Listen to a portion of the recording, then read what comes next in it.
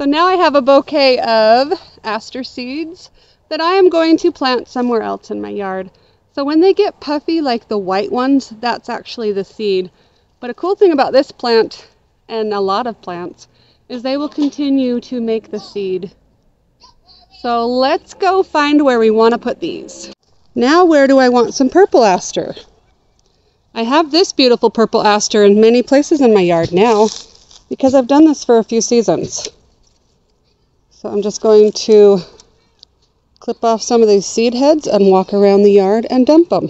So just dump it. There's some more gonna grow there.